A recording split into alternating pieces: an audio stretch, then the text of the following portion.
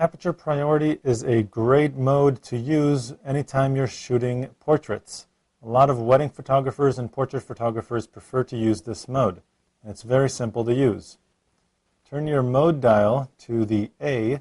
This stands for aperture priority, and what this allows you to do is by using the dial up in the front, you can control the aperture setting right back here. So right now, for example, mine is set to 5.6.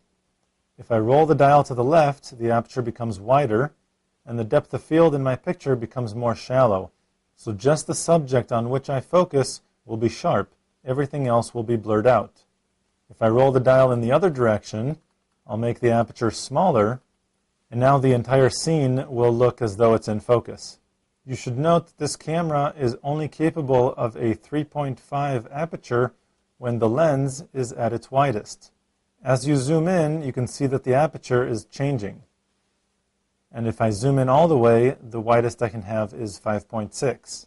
As I zoom back, the aperture will widen because it remembers that I set it to 3.5 earlier, unless when I'm zoomed in, I use the dial to change the setting.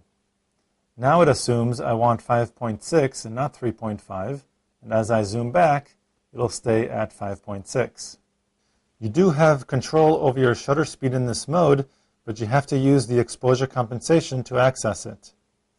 With the aperture fixed, if you adjust the exposure compensation by pressing the dial in like a button, you can adjust the exposure compensation by rolling the dial, and the shutter is what's used to brighten the image, and the aperture stays fixed. To find out much more about digital photography and your digital camera, go to lbguides.com.